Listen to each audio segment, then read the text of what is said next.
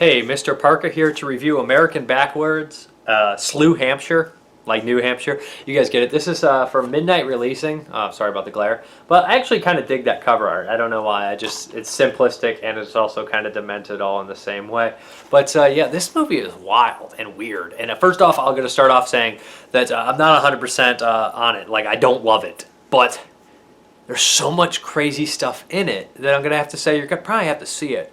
It's an hour and 42 minutes, so it is a little kind of long. And at points they kind of dwell on things and go back to things when they could have wrapped it up. And then the ending leaves a lot of open-ended things, which is kind of strange that they would spend so much time on certain things and not enough time on other things. Is my personal opinion. But the plot of this movie is absolutely insane. I'm not one for a lot of heavy metal music in the soundtrack, but that's just a personal preference. It doesn't really pertain to the movie being good or bad. That's just something that I'm not super fond of. But this movie also uses different kinds of music in here. They also have some comedy elements in here, and which is kind of weird too, that the mood of this movie is affected by that as well. You'll have scenes that are kind of comical at one moment, and then you'll have some pretty graphic, gnarly, insane stuff. And that seems to be a kind of a theme in a lot of newer films, especially horror films that have this kind of at least a little bit of comedy in here. And some of the comedy is realistic in the moment, and I enjoy that comedy quite a bit when a couple characters are tied up and they start to get on a personal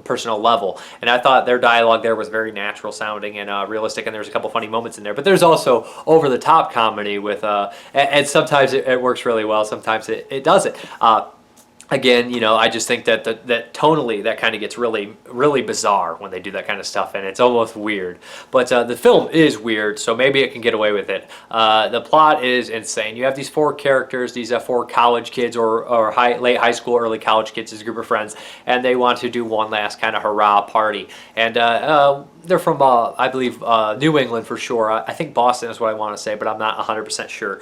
But there's a couple of them are a little douchey, a little annoying, and they're loud and obnoxious, and all the characters they run into at first are that kind of that cliche, like oh, these are all like these weird backwoods kind of weirdos, and everybody's a freaking weirdo what they meet, and they keep getting weirder and weirder and weirder and more perverted and just creepier. And as it progresses, you find out something really weird's going on here. In the opening credits, you find out that something is slaughtering people. You don't know what it is, and all these kids end up getting connected with these backwoods weirdos, and it seems like almost everybody's in on it. And the game they want to play is twisted and demented, and not really fully explained what kind of game they're playing. But you don't probably want to know with what kind of a deck of cards they're playing with, because a lot of these guys are not all there. And there's a pretty weird, bizarre, and graphic male rape scene. I mean, it's not like showing penetration or anything like that, but it's a very, I guess I'll say, unsettling rape scene in the film. But then they kind of poke fun at that scene later on, which is kind of weird. Yeah, and that's not all this film has in it, is this group of rednecks who, torture these college kids, which is a very typical plot. On top of that, I don't want to give too much away, but there's something else in the woods, something, a weird kind of cult, kind of, I'll go off-season, or something like Wrong Turn or Off-Season kind of style group, or Hills Have Eyes. And, of course, all three of these groups kind of mix and mingle, and lots of bizarre things happen here. You'll notice that one of the kind of, I guess I'll just say it, crazy psychos, the Norwegian Norse people, is Maggot.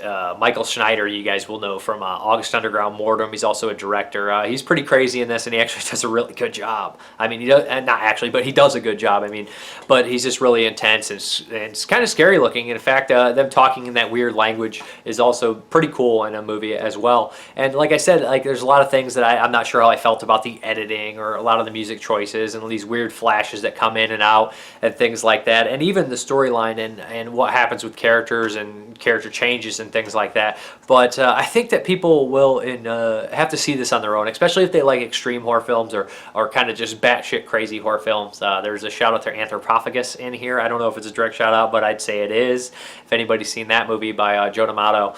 And I'm not going to go into too details about that, because there's one of two things that you guys are probably thinking it is. And anyways, yeah, this film is insane. Not a very nice movie, I will say.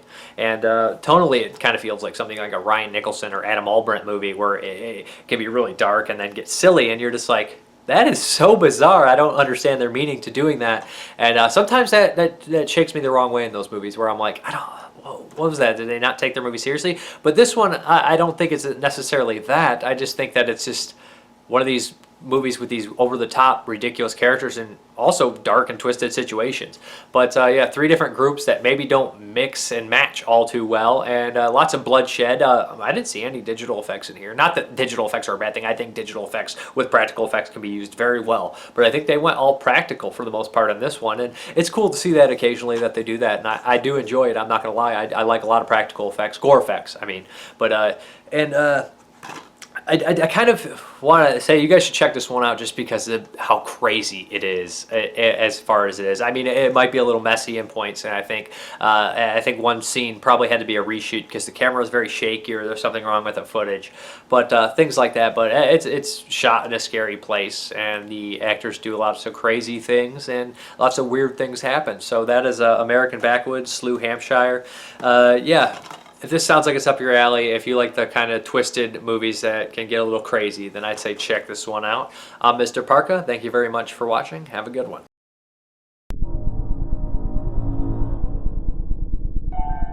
Not till we are completely lost or turned around do we appreciate the vastness and strangeness of nature.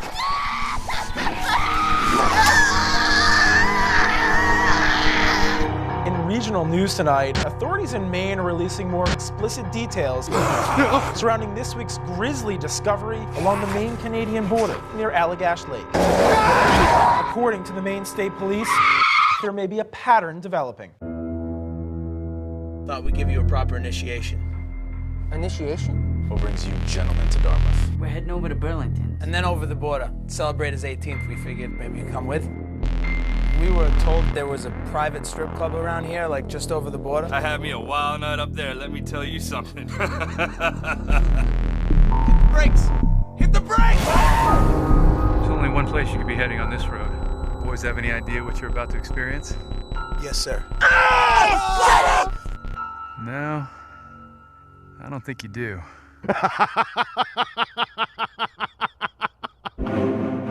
You want in? When the hunt begins?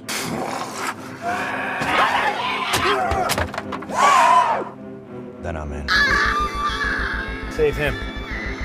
Cherry on top. Cherry on top. What is this? Part of the game, right? Get down on your knees right now! It's game! Do it! Hunt's over. Game's over. No! Game's not over. Game's changed. What do you see? Darwinism. Desperate times call for desperate measures. The herd is not enough. I long for weight and strength, to feel the earth as rough to all my length.